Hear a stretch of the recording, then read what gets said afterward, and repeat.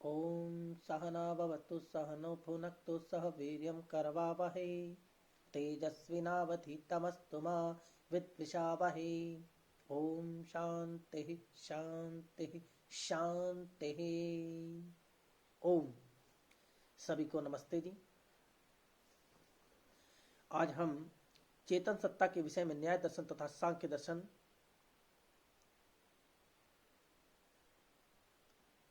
से पूछेंगे। न्याय दर्शन का सूत्र इच्छा द्वेष प्रयत्न सुख दुखानी आत्मनोलिंगम। न्याय दर्शन अध्याय 1 सूत्र 10।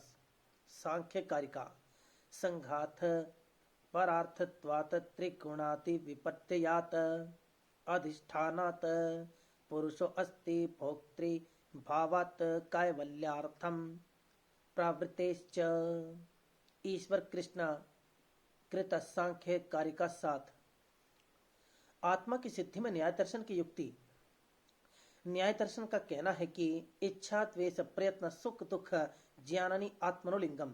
हमारे भीतर ज्ञान है, इच्छा द्वेष सुख दुख है, प्रयत्न है। जड़ में ना तो ज्ञान हो सकता है, ना इच्छा द्वेष हो सकता है, न सुख दुख हो सकता है, न प्रयत्न हो सकता है। मनोवैज्ञानिक भी अपने प्रारंभ काल से आज तक यही मानता चला आ रहा है कि हमारे भीतर 3 ऐसे व्यापार हैं जो हमें उलझाए हुए हैं, जिनके कारण हम परेशानी में पड़े हुए हैं। कि जब तक प्राणी में ये 3 लक्षण मौजूद हैं, तब तक हम चेतन प्राणी को जड़ मशीन कैसे मान सकते हैं। ये 3 भी अलग अलग नहीं है। अनुभव बतलाता है कि तीनों लक्षण एक ही चेतन के अंग हैं।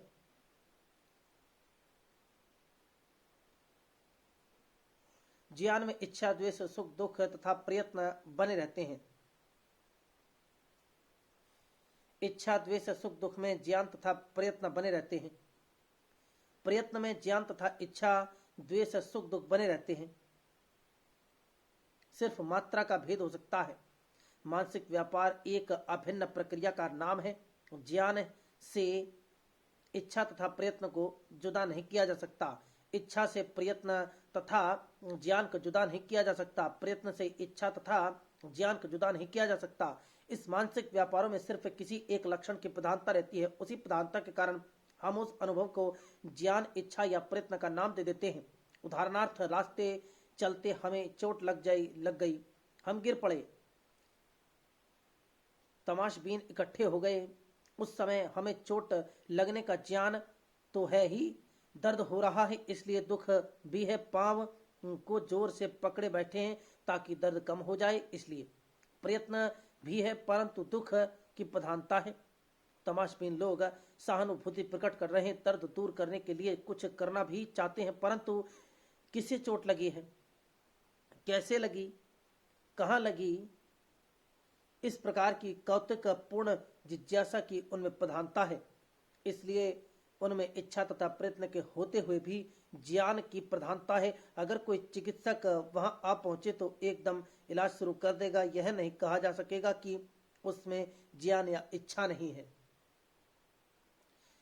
उसमें प्रयत्न की प्रधानता है। तभी न्याय दर्शन में कहा है कि ये तीनों मानसिक व्यापार क्योंकि चेतन सत्ता के लक्षण हैं, जड़ता के नहीं, इसलिए जिस सत्ता में ये तीनों एक साथ रहते हैं वही आत्मा है। ओम नमस्ते जी। आगे की बातें अगले अध्याय में।